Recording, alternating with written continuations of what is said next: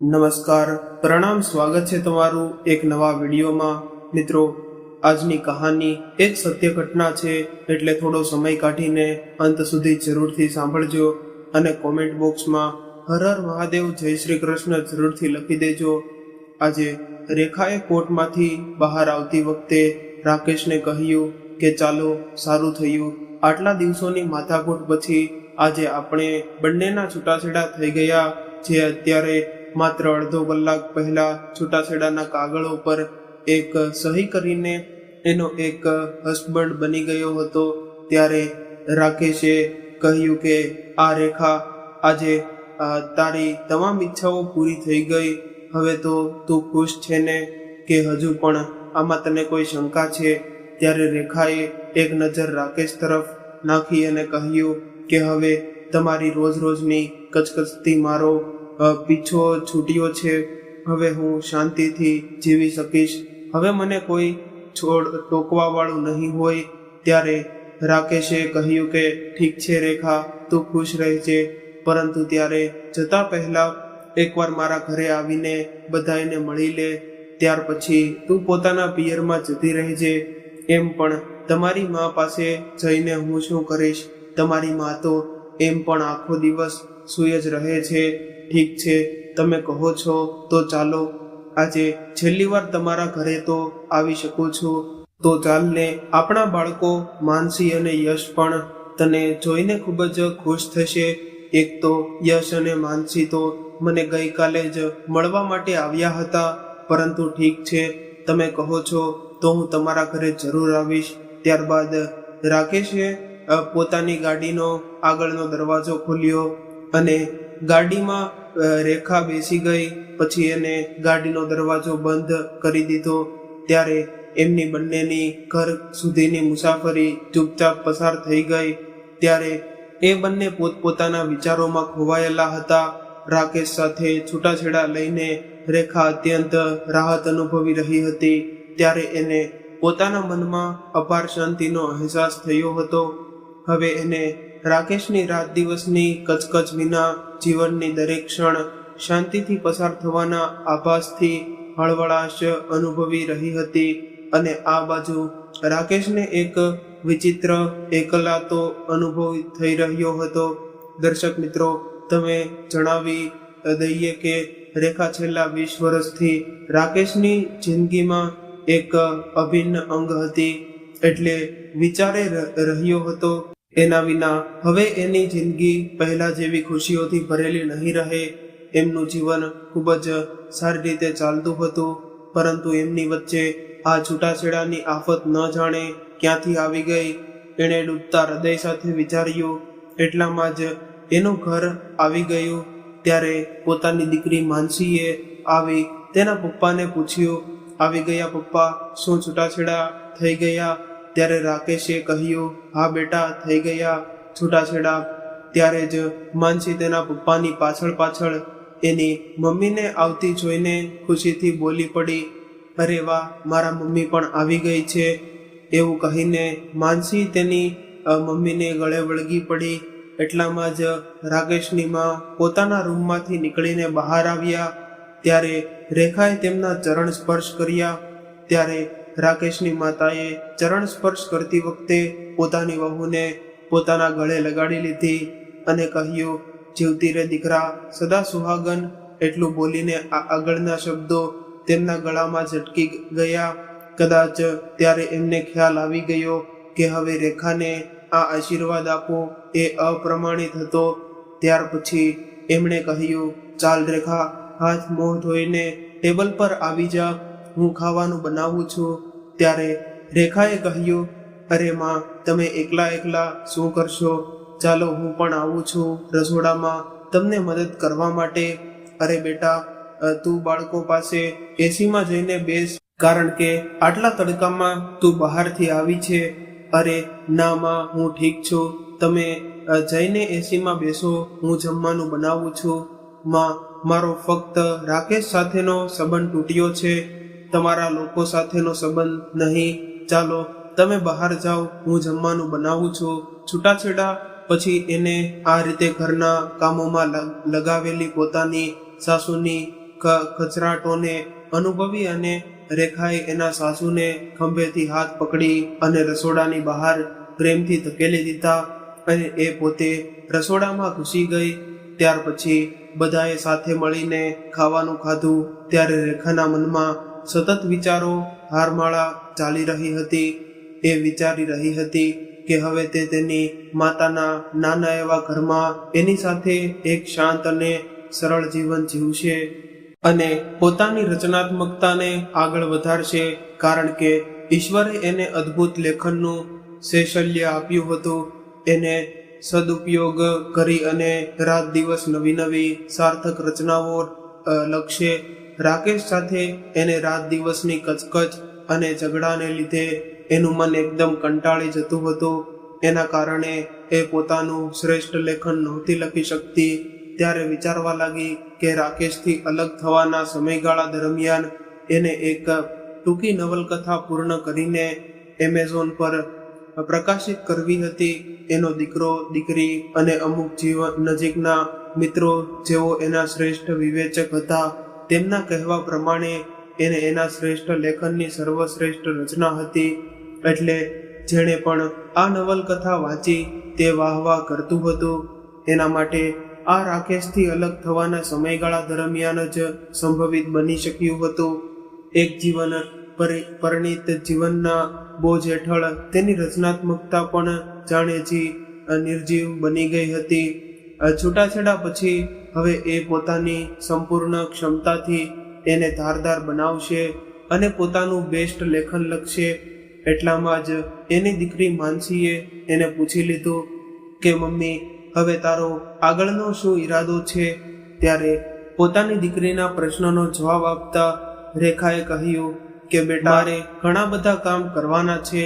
મારી ટૂંકી નવલકથા એમેઝોન પર સારી ચાલી રહી છે, તો સોશિયલ મીડિયા પર એની પબ્લિસિટી વધુ તીવ્ર બનાવવાની છે. એટલે તેની દીકરીએ કહ્યું, ઓ વાહ, ઉત્તમ મમ્મી, તું ઠીક કહી રહી છો. તું પોતાનું પબ્લિસિટી ચાલુ કરી રાખ. કદાચ તું બેસ્ટ સેલર બની જઈશ. અને હા, એનું વેચાણ અત્યારે ધીરે ધીરે વધી રહ્યું છે, પરંતુ મને લાગે છે કે જો હું થોડી વધુ પબ્લિસિટી કરીશ તો કદાચ વેચાણમાં તેજી આવશે. આ સિવાય એક વાર્તા સંગ્રહ છાપવાનો છે. એની સ્ક્રિપ્ટ લગભગ તૈયાર છે.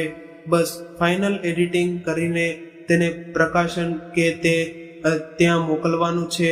ખૂબ સરસ મમ્મી, ઓલ ધ બેસ્ટ. ચલો હવે તમે પપ્પા સાથે ચેસ રમો. પપ્પા તમારી સાથે ચેસ રમવાનું ખૂબ જ મિસ કરે છે. ગઈકાલે મેં કહ્યું કે મારી સાથે રમી લો તો એણે મને ના પાડી દીધી અને બોલ્યા, મને રેખા સાથે જ રમવાની મજા આવે. એટલે ત્યારે રેખા અને રાકેશ બંને ચેસ રમવા લાગ્યા. રાકેશ રેખા સાથેના છૂટાછેડાને લઈને કોઈ પણ રીતે ખુશ નહોતો. એનું ધ્યાન વારંવાર રમતમાંથી ભટકી રહ્યું હતું અને ત્યારે રેખાએ જોતજોતામાં એને હરાવી દીધો અને એને ઉત્સાહિત થઈને બૂમ પાડી, લો રાકેશ, મેં તમને હરાવી દીધા. આજે તમે બરાબર ન રમ્યા, તમારું ધ્યાન ક્યાંય બીજે હતું. ત્યારે રાકેશે કહ્યું, અરે મેડમ, આ રમતને છોડો.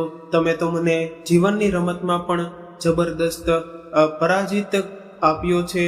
ત્યારે રેખાએ રાકેશની આ વાતોનો કોઈ પણ જવાબ ન આપ્યો અને ચૂપ રહી. રમત પૂરી થતાં જ રેખા પોતાના પિયરમાં પાછી આવી રહી. પોતાની માના ઘરે પહોંચીને કપડાં બદલીને એને પોતાની માના રૂમનું ડોકિયું કર્યું. ત્યારે એ રોજની જેમ સૂઈ રહી હતી. એટલામાં જ એના ફોનની રિંગ વાગી. કેનેડામાં રહેતી એનાથી ઉંમરમાં લગભગ 10-12 વર્ષ મોટી એની એક કઝિન મમતાનો ફોન હતો. એણે કહ્યું, રેખા, રાકેશ કુમારને કહેવું છે તમે બંને ક્યારે કેનેડા આવવાનો પ્રોગ્રામ બનાવો ને. વર્ષો વીતી ગયા અને તને રાકેશને જોયા એને. ત્યારે રેખાએ કહ્યું કે મમતા, મેં તો રાકેશ સાથે છૂટાછેડા લઈ લીધા છે.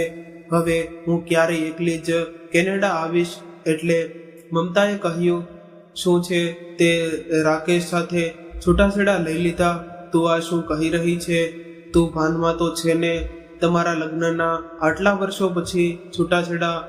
આ શું ગાંડાપણું છે રેખા? હું તો તમને બંનેને એક આઈડિયલ કપલ માનતી હતી, પરંતુ તે તો ખૂબ જ શોકિંગ સમાચાર સંભળાવ્યા. ત્યારે રેખાએ કહ્યું, રાકેશ જેવા લાગે છે એવા છે નહીં મમતા દીદી. તમારી બંનેની બહુ લાંબી વાત છે, ફરી ક્યારે હું તમને કહીશ. ત્યારે મમતાએ કહ્યું કે હું તો સપનામાં પણ નહોતી વિચારી શકતી કે તમારા બંને વચ્ચે છૂટાછેડા થશે. હવે રેખા, તું એકલી કેવી રીતે રહીશ? પતિના સહારા વિના જિંદગી એકલા વિતાવવી એ કોઈ મજાક નથી. અરે દીદી, આ કેવી મૂર્ખામી ભરી વાતો કરી રહી છે તું? અમારી વચ્ચેનો સંબંધ ખૂબ જ ગૂંગળામણ ભર્યો બની ગયો હતો. હું રાકેશ સાથે ખુલીને શ્વાસ પણ નહોતી લઈ શકતી. હું પોતાના પગ પર જ છું, કોઈના સહારાની મારે જરૂર નથી. જીવનના હાથ બક્કે હવે હું પોતાના દમ પર પોતાની શરતો પર જીવવા માંગુ છું. છેલ્લા અમુક વર્ષોથી રાકેશની દાદાગીરી અને કચકચ હદથી પણ વધારે વધી ગઈ હતી. એની તાનાશાહી અને કચકચને કારણે મારી રાતોની ઊંઘ પણ હરામ થઈ ગઈ હતી. એક દિવસ તો હદ થઈ ગઈ. એમને મારા પર હાથ ઉપાડી દીધો. તો બોલ, હું કેટલું સહન કરું? નાના રેખા, લગ્ન કોઈ ઢીંગલા ઢીંગલીની રમત નથી કે જેને તમે ઈચ્છો ત્યારે તોડી નાખો. હું તારી આવી મૂર્ખામી ભરી વાત સાથે બિલકુલ સંમત નથી. ઠીક છે દીદી, અત્યારે હું ફોન મૂકું છું. ક્યારેક મળીશ તો હું તને વિગતવાર આખી વાત કહીશ. ઠીક છે રેખા, બાય બાય, ટેક કેર. ત્યારે મમતા સાથે ફોન પર વાત કરીને રેખા થોડી પરેશાન થઈ ગઈ. તેની વાતોએ એના અશાંત મનના મહાસાગરમાં હલચલ મચાવી દીધી. હવે તેના મનમાં દુબઈ થવા જઈ અને એને પોતાના આ નિર્ણય પર શંકા થવા લાગી. શું રાકેશને છૂટાછેડા આપવાનો એનો ફેસલો યોગ્ય હતો? ત્યાર પછી એને પોતાની નકારાત્મક વિચારસરણીને વિરામ આપ્યો અને પોતાની જાતને એમ કહીને કે તે કંઈ ખોટું નથી કર્યું. રેખાએ રાકેશ સાથે પોતાનો સંબંધ નિભાવવામાં કોઈ પણ કસર નહોતી છોડી. એમની સાથેના પોતાના સંબંધને તે હંમેશા પૂરું સમર્પણ આપ્યું છે. પરંતુ રાકેશ જ તને પ્રેમ, ભાન અને સન્માન આપી શક્યા, જેની તું ખરેખર હકદાર હતી. તે એની પાસે શું માંગ્યું હતું? બસ પોતાના માટે થોડી સ્પેસ અને તેમની નજરમાં પોતાની અસ્મિતાની કદર અને ઇજ્જત. અને આ એક પત્નીનો કાયદેસરનો અધિકાર છે. અને જે સંબંધમાં પરવા અને સન્માન ન હોય, આવા સંબંધને અંત લાવી દેવો એ વધુ સારું છે. એટલું ન વિચાર રેખા, તેમને છૂટાછેડા આપીને કંઈ ખોટું નથી કર્યું.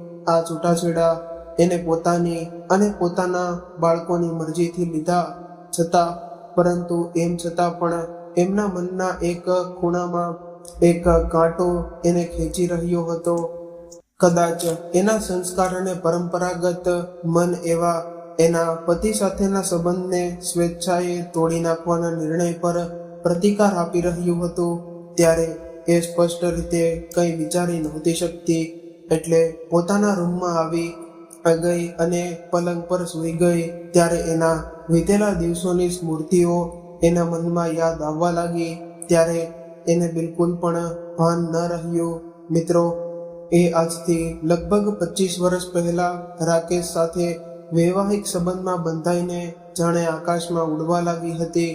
એના લગ્નના પ્રથમ વર્ષમાં રાકેશ એના સપનાનો રાજકુમાર, દરેક રીતે એક આદર્શ પતિ સાબિત થયો હતો. એની જે પણ ઈચ્છા હોય એ તરત જ પૂરી કરી દેતો હતો. શરૂઆતમાં એ એની પાછળ પાગલ હતો. ત્યારે વાતમાં મુક્તપણે હસવાનો એનો ઉદ્ધત સ્વભાવ રેખાને ખૂબ જ ગમ્યો હતો. એના એક નમ્ર સ્વભાવની, શાંત અને પોતાનામાં વ્યસ્ત રહેવાવાળી છોકરી હતી.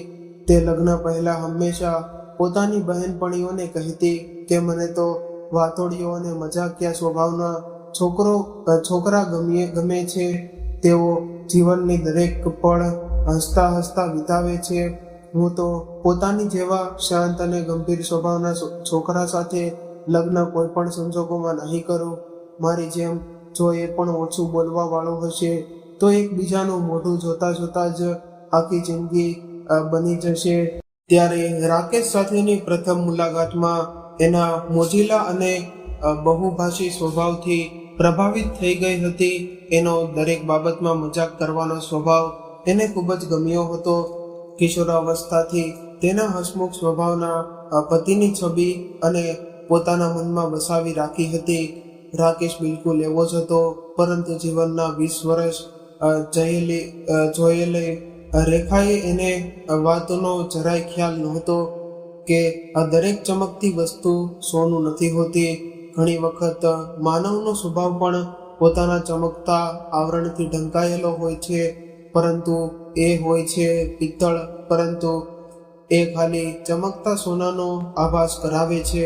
સમય જતાં રાકેશના વ્યક્તિત્વ પરની પોલીસ પોતાની ચમક ગુમાવી બેઠી અને ત્યારે રેખાએ અહેસાસ થયો કે રાકેશ વાસ્તવમાં એ નથી કે જેણે તેણે વિચાર્યું હતું. સમય જતાં પોતાના પતિના સાચા સ્વભાવને જાણ્યા પછી એ અત્યંત નિરાશ થઈ ગઈ. ડગલે ને પગલે પતિનો મનોમન અને મોજીલો સ્વભાવને જોઈને દરેક ક્ષણે મરતી ઉપરથી ખુશીઓનો આભાસ કરાવતા એના વ્યક્તિત્વમાં જરાય ગંભીરતા નહોતી, બલકે છીછરાપણું હતું.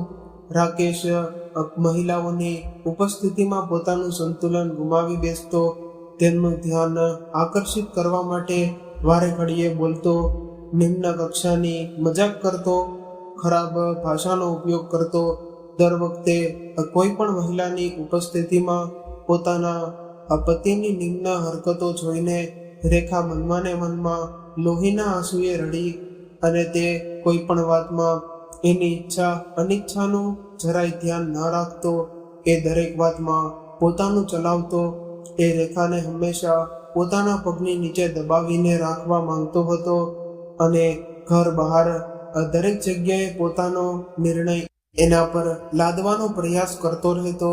ત્યારે પોતાની પતિ સાથે એનું નિરાશાજનક જીવન પણ ઘર, ગૃહસ્થ, બાળકો અને યુનિવર્સિટીની દોડધામમાં વીતવા લાગ્યો હતો. હવે ત્યારે સમાજની નજરમાં તેઓ એક આદર્શ પતિ પત્ની હતા, પરંતુ તેઓ પણ મનથી ઘણાય દૂર હતા. દિવસે ને દિવસે એમની વચ્ચેનું અંતર વધતું જતું હતું. ત્યારે પોતાના પતિના ખરાબ સ્વભાવથી ઉપજેલી એકલતાની ભરપાઈ કરવા માટે રેખાએ પોતાની જાતને પોતાના કામમાં લીન કરી દીધી. લગ્ન પહેલા જ એને અંગ્રેજી સાહિત્યમાં PhD કરી હતી અને હવે સ્થાનિક યુનિવર્સિટીમાં પ્રોફેસર તરીકે જોબ કરી હતી. એક લેખિકા પણ હતી અને ખૂબ જ ભાવુક અને સંવેદનશીલ પણ હતી. જ્યારે પણ એ પોતાના પતિના મનમોજી અને નિરંકુશ સ્વભાવથી આહત હતી નથી, તો ત્યારે એની વિકૃત આહત ભાવનાઓ, કવિતાઓ અને વાર્તાઓના એના દર્દનું વર્તન લખતી હતી. એના લગ્નના પછીના શરૂઆતના અમુક વર્ષો સંપૂર્ણપણે પોતાની યુનિવર્સિટીની નોકરી અને પોતાના બાળકોની દેખભાળમાં વીત્યા.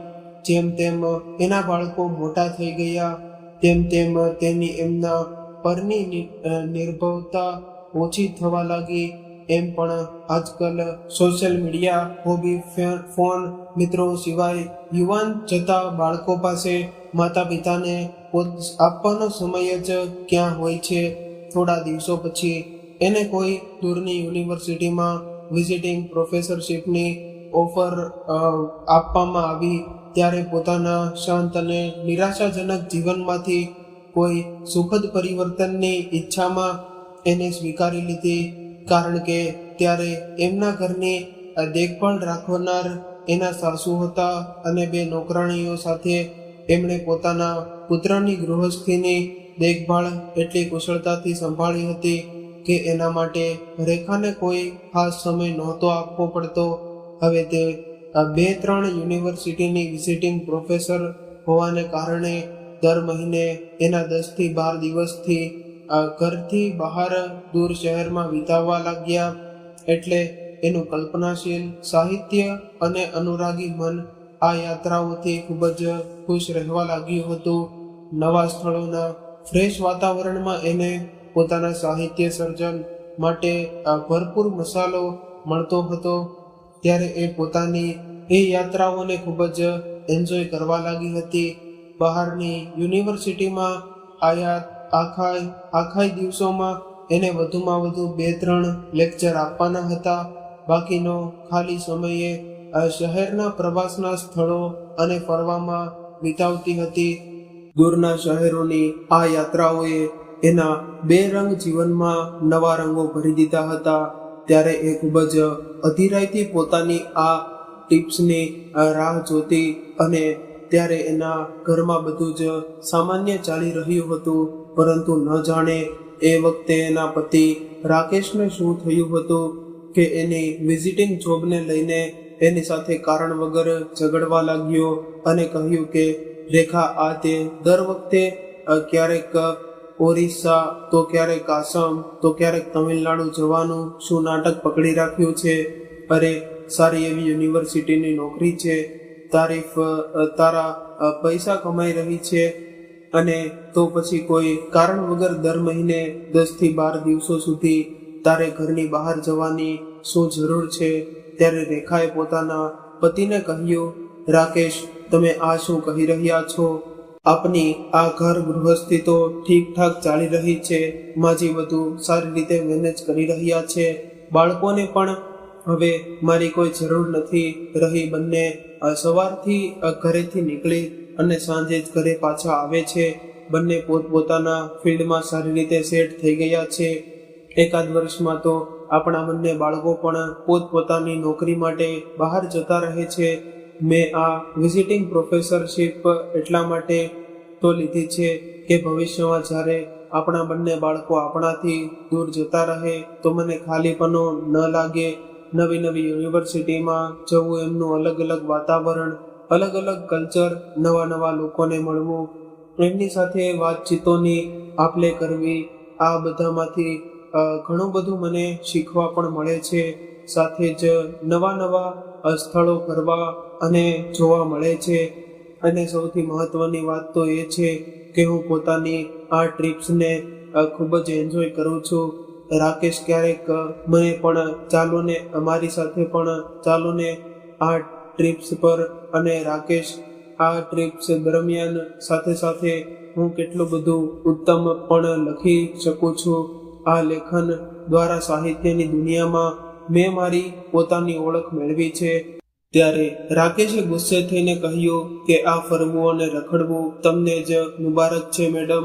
તું એટલી મોઢું ઉઠાવીને ફરવા માટે ઘણી છે, પરંતુ તું મને પણ પોતાની સાથે સાથે રખડાવવાનું કહે છે. રેખા, તું પોતાના ઘર ગૃહસ્થિથી સંભાળી નથી શકતી અને દરરોજ નવા નવા આશ્ચર્યો જ રજૂ કરે છે. ત્યારે રેખાએ નિરાશ થઈને કહ્યું કે રાકેશ, તમે આવું તો ન બોલો. મને જે ગમે છે શું તે કરવાનો મારો અધિકાર નથી? અને હવે તમે પણ મારી સાથે અન્યાય કરી રહ્યા છો. અચ્છા, તને મેં સજા કરીને એ અન્યાય કર્યો? હું બસ એ જ કહી રહ્યો છું કે પોતાની ઘર ગૃહસ્થી, પતિ અને બાળકોને ભગવાનના ભરોસે છોડી અને દર ભટકવું એ એટલું યોગ્ય છે? જરા મને પણ તો સમજાય. ત્યારે રાકેશે ખૂબ જ કડક સ્વરમાં પોતાની પત્ની રેખાને ઠપકો આપ્યો. એટલે ત્યારે રેખાએ પોતાનો હોશ ગુમાવીને સહેજ ગુસ્સામાં પોતાના પતિ રાકેશને જવાબ આપ્યો, તમારા મેણા અને ટોણાને સાંભળીને હું આ ટ્રીપ્સ દરમિયાન પર જવાનું બંધ કરી દઈશ. એ તમારી ગેરસમજ છે. આ મારી જોબનો એક ભાગ છે અને મને ખૂબ જ ગમે છે.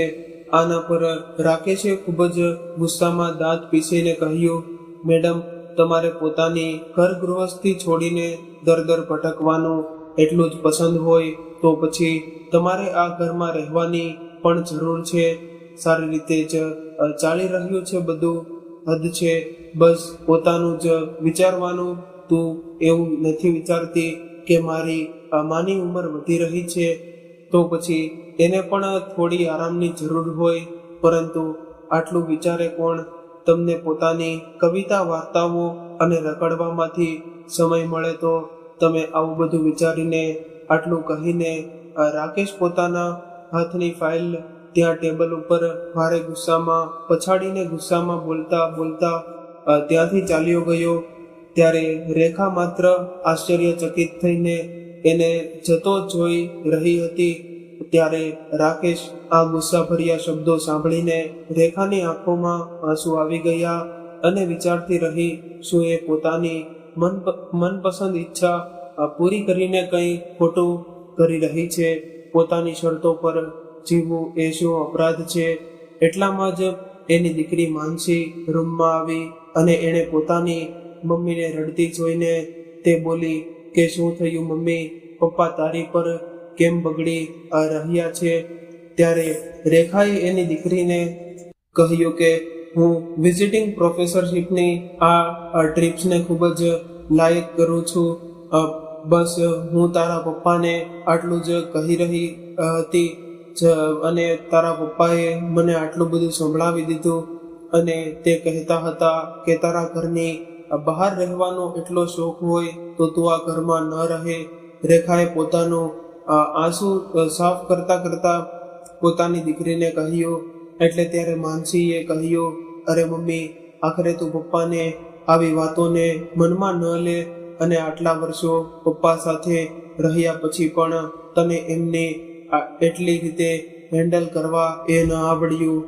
પપ્પાને તો આદત છે એ ઘરમાં દરેક મુદ્દે અશાંતિ પેદા કરવાની. તું તો એમની વાતોને નજરઅંદાજ કરવાનું રાખ. એમની આવી વાતોને એક કાનેથી સાંભળ અને બીજા કાનેથી કાઢી નાખ. અને એમની આવી વાતોથી દુઃખી ન થા. તું એ જ કર જે તને સારું લાગે છે. અને જો તને પોતાની વિઝિટિંગ પ્રોફેસરશીપ ખૂબ જ સારી લાગે છે તો એને તું ચોક્કસપણે ચાલુ રાખ. હવે અમે બંને પોતપોતાની ફિલ્ડમાં સેટ થઈ ગયા છીએ. એકાદ વર્ષમાં અમે બંને પોતપોતાની નોકરી પર જતા રહીશું. તું પોતાની આ વિઝિટિંગ પ્રોફેસરશીપ રિટાયર થયા પછી પણ ચાલુ રાખી શકે છે. આમાં તારું પરફોર્મન્સ તો શ્રેષ્ઠ છે અને આના પર માટે તારી પ્રશંસા પણ થઈ રહી છે. પપ્પાની વાત સાંભળવાની તારી બિલકુલ જરૂર નથી કે ન તારે એમના કારણે દુઃખી થવાની જરૂર છે. ત્યારે માનસીની આવી વાતો સાંભળીને એને ખૂબ જ રાહત અનુભવી. રાકેશના આરોપોને કારણે મનમાં જે શંકા અને અપરાધની લાગણી જન્મેલી હતી એ ઘણી હદ સુધી દૂર થઈ ગઈ હતી. એણે એને જોઈને સ્માઇલ આપી. મમ્મી, તું તો સારી સ્ટ્રોંગ મમ્મી છે. પપ્પાની આવી નાની નાની વાતોથી જરાય પરેશાન ન થઈશ. ચાલ હવે થોડી સ્માઇલ આપી દે. અને ત્યારે રેખા એને જોઈને આંસુઓ વચ્ચે હસી પડી અને એને લાડથી પોતાની દીકરીને ગળે લગાડી લીધી. પછી એ ગણગણાટ કરવા લાગી, આ મારા પપ્પા પણ તારા પર ખૂબ જ પાવર કરે છે. એમને તો હું અત્યારે જ ઠીક કરું છું. અને પછી એ જ દિવસે માનસીએ રાકેશને ન જાણે શું કહી દીધું કે રાત્રે રાકેશ એની પત્ની રેખા પર ફરીથી બબડ્યા અને કહ્યું કે હવે તે આપણા બાળકોને પણ મારી વિરુદ્ધ ઉશ્કેરવાનું શરૂ કરી દીધું છે. રેખા, તું સારું નથી કરી રહી. હું પોતાની ભૂલ સ્વીકારવાને બદલે મોટી કરવા પર દોષારોપિત કરી રહી છે.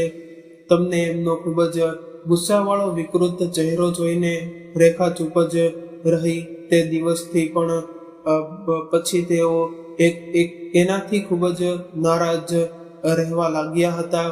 એમણે એની સાથે સીધી રીતે વાત કરવાનું પણ બંધ કરી દીધું હતું. જ્યારે પણ બોલતા કડવું જ બોલતા. ત્યારે એક ફરીવાર રેખાનો આસમાનના ટ્રીપ પર જવાનો સમય નજીક આવી ગયો હતો. એટલે રેખાએ બીજા જ દિવસે ગુવાહાટી જવા રવાના થવાનું હતું. અને ત્યારે એને એની મુસાફરી માટે સુટકેસ પેક કરવાની હતી. સુટકેસ પેક કરતી જોઈને રાકેશે એને ખૂબ જ કઠોર સ્વરમાં કહ્યું, રેખા, તે મારી વાત પર ધ્યાન ન આપ્યું ને ફરીથી જઈ રહી છે. આ વખતે મેં તને તારી વિઝિટ બંધ કરવાનું કહ્યું હતું ને, એમ છતાં પણ તું જઈ રહી છે. એટલું કહીને રાકેશે એની સામે ભયંકર ગુસ્સાથી જોયું, પરંતુ આ વખતે એના પતિની જરાય પણ ડરી નહીં અને એમની આંખોમાં જોઈને એમને પોતાના મનની વાત કહી દીધી. રાકેશ, આવી રીતે વાતમાં મારું અપમાન કરવાનું બંધ કરી દો. આ તો આપણા બધાય માટે સારું રહેશે. હું પોતાની આ ટ્રીપ પર જવાનું કોઈ સંજોગોમાં બંધ નહીં કરું. મારા આ ટ્રીપ પર જવાથી ઘર ગૃહસ્થી તમે કે આપણા બાળકો કોઈ પણ પ્રભાવિત નથી થતું. માજી આપણી કામવાળી સોનિયા અને ગંગા સાથે ખૂબ જ સારી રીતે ઘરનું સંચાલન કરી રહ્યા છે અને એમને તો કોઈ કામ નથી કરવું પડતું. કામ તો એ બંને જ કરે છે ને માજીએ તો મને બસ એમને માર્ગદર્શન આપવાનું હોય છે. આપણા બાળકો પણ હવે એટલા નાના નથી રહ્યા કે એમને મારી જરૂર પડે. તેઓ પોતે કહી રહ્યા છે કે જો તને પોતાની આ વિઝિટિંગ પ્રોફેસરશીપ એટલી પસંદ છે તો મારે આ ચાલુ રાખવી જોઈએ. ભવિષ્યમાં રિટાયર થયા પછી આના લીધે હું એક્ટિવ તો રહી શકીશ. એવું કેમ નથી વિચારતા તમે? હું આ પ્રોફેસરશીપ મૃત ન આવે ત્યાં સુધી ચાલુ રાખીશ. તમે મને એને બંધ કરવા માટે દબાણ ન કરી શકો. રાઇટિંગ અને ટ્રાવેલિંગ મારું પેશન છે, એમાં મારું જીવ વસે છે અને પોતાનું પેશન પૂરું કરવામાં કોઈ તાકાત મને નહીં રોકી શકે. તમે પણ નહીં. આ વાત કાન ખોલીને સાંભળી લો. રેખાએ આટલું કહ્યું કે તરત જ રાકેશ એટલો ગુસ્સે થઈ ગયો કે એ ગુસ્સામાં રેખાને એક જોરથી થપ્પડ મારી દીધો. ત્યારે જ કદાચ એ બંનેનો ઊંચો અવાજ સાંભળીને માનસી અને યશ બંને અચાનક રૂમમાં પ્રવેશ્યા. ત્યારે એ બંને પોતાના પપ્પાને એની મમ્મી પર હાથ ઉપાડતા જોઈ લીધા તો એ બંને દોડીને એની મમ્મી પાસે આવ્યા. ત્યારે પોતાના બંને બાળકોને જોઈને રાકેશ થોડો આશ્ચર્યમાં પડી ગયો અને ઝડપથી પગલા સાથે રૂમની બહાર નીકળી ગયો. ત્યારે એ રેખા એમ જ ત્યાં ઊભી રહી ગઈ.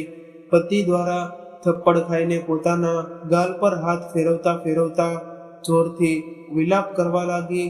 એને આ રીતે રડતા જોઈને માનસીએ અત્યંત ગુસ્સામાં બૂમ પાડીને કહ્યું, મમ્મી, આ તું કેવી રીતે સહન કરી શકે? પપ્પાએ તારા પર હાથ ઉપાડ્યો છે. This is intolerable. પરંતુ ત્યારે પોતાની મમ્મીને મૃત્યુની જેમ ઊભી રહેલી જોઈને એણે એને હલાવીને કહ્યું, મમ્મી, તારે પપ્પા સાથેથી છૂટાછેડા લઈ લેવા જોઈએ. તારે પપ્પા સાથેથી કોઈ પણ ભોગે ડિવોર્સ લઈ લેવો જોઈએ. બસ, બહુ થયું. દર વખતે તે તારા પર દબાણ કરે છે. મારા પપ્પા પોતાની જાતને સમજે છે. શું એમની ઈચ્છા પ્રમાણે નહીં થાય તો શું એ તને મારશે? આજકાલ પપ્પા અને બહુ ટોર્ચર કરવા લાગ્યા છે અને તું ચૂપ રહીને એમને પ્રોત્સાહિત કરે છે. હું આજે જ લોયર અંકલને વાત કરું છું. આટલું કહીને એણે એક નજીકના ફેમિલી ફ્રેન્ડ લોયરને ફોન કરવા માટે ફોન ઉપાડ્યો અને ત્યારે જ રેખાએ એને ખેંચીને એના હાથમાંથી ફોન લઈને કહ્યું, પાગલ તો નથી થઈ ગઈ ને? તું શું આવી રીતે ઘરની વાતને બહાર ફેલાવીશ? અરે મમ્મી, પપ્પાએ તારી સાથે વર્તન એવું જ કર્યું છે કે વાત બહાર સુધી જશે. અને મમ્મી, તું મને મારો ફોન આપ. અત્યારે હું પોતાના વશમાં નથી. તો ગુસ્સામાં હોશ ગુમાવી બેઠી છે. પાગલ થઈ ગઈ છે કે શું? હવે આ ઉંમરે હું છૂટાછેડા કઈ રીતે લઈ શકવાની? ના મમ્મી, છૂટાછેડા અને ઉંમર સાથે કોઈ લેવા દેવા નથી અને એને લેવા દેવા છે આ સંબંધમાં તારે સહન કરવા સાથે અને તારી પીડા સાથે. પપ્પા તારી લાયક જ નથી. તું ખૂબ જ નમ્ર, કેરિંગ, સ્વીટ અને ગ્રેસફુલ છે અને મારા પપ્પા તારથી સાવ અલગ છે. આઈ ડિસ લાઈક પપ્પા સો મચ. એમ કહીને રેખાના ગળે વળગીને સાસુ વહાળા લાગી તો તે પણ એની સાથે આંસુઓમાં ડૂબી ગઈ. એ મુશ્કેલ સમયમાં જ્યારે રાકેશે એને થપ્પડ મારીને એને અસ્તિત્વને પડકારી હતી, એની અસ્મિતતા પર હુમલો કર્યો હતો, એનાથી એના બંને બાળકો એની સાથે ઢાળ બનીને ઊભા રહી ગયા.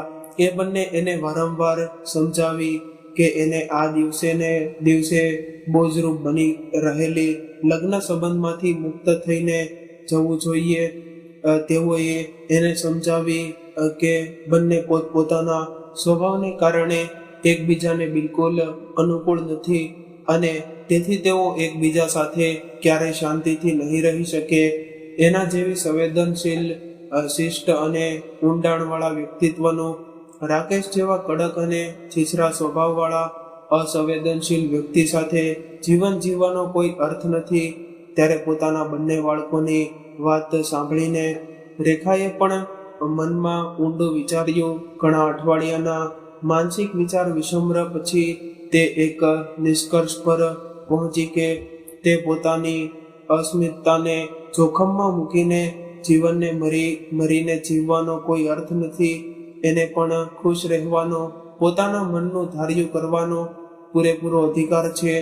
પોતાના સ્વાભિમાનને કિંમતે એક બોજરૂપ સંબંધ જાળવવા માટે બહેતર છે આવા સંબંધમાંથી મુક્તિ મેળવી લેવી જોઈએ.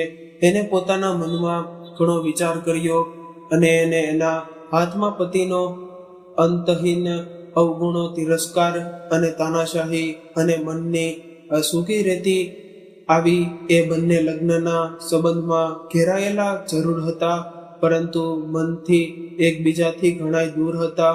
એમના સંબંધોમાં કંઈ પણ તો નહોતું બચ્યું. ના કેરિંગ હતી કે ન શેરિંગ અને ન ઇજ્જત કે માન સન્માન. તે બંને પોતાના સંબંધને જીવી નહોતા રહ્યા, બલકે બળજબરીથી નિભાવી રહ્યા હતા. તો એને આવા અર્થહીન અને બોજરૂપ સંબંધમાંથી મુક્ત થઈ જવું જોઈએ યોગ્ય હતું. આખરે ઘણા વિચાર વિસમ્ર પછી એને પોતાના 20 વર્ષ જૂના લગ્ન જીવનમાંથી મુક્ત થવાનો નિર્ણય લીધો. એવું વિચારીને કે રાકેશ રોજ રોજની માથાકૂટ અને કચકચથી દૂર થઈને એક શાંતિપૂર્ણ જીવન જીવી શકશે.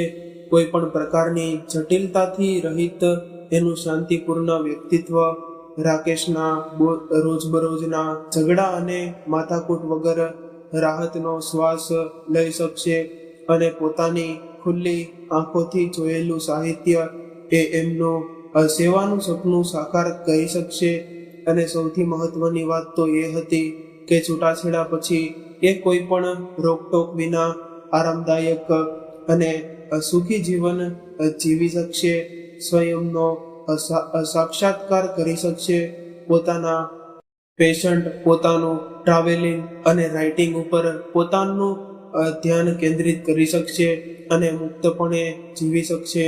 અને બસ આ બધું વિચારીને એણે પોતાની દીકરી માનસી અને દીકરા યશને રાકેશ સાથે મૂકીને પોતાના છૂટાછેડાની કાર્યવાહી અંજામ આપવા માટે લીલો ઝંડો બતાવી દીધો. ત્યારે એના બાળકોએ પોતાના પપ્પાને સમજાવ્યા કે તેઓ એની મમ્મી સાથેના પોતાના સંબંધને દિવસે ને દિવસે વધતી જતી મુશ્કેલીઓની ધૂળ ઉતારીને સ્વતંત્ર જીવન જીવી શકશે. એ એકબીજાના વિરોધાભાસી સ્વભાવને કારણે એ બંને ક્યારેક એક સાથે ખુશ નહીં રહી શકે. એટલે બહેતર એ છે કે એમને બંનેએ અલગ થઈને ખુશ રહેવું જોઈએ. અત્યારે આખરે જિંદગી ખુશીઓનું તો બીજું નામ છે.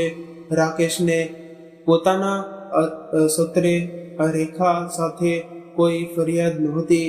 રેખાએ ખૂબ જ શાંત, પ્રેમાળ અને સમજદાર, સારા સ્વભાવની શાંતપ્રિય સ્ત્રી હતી.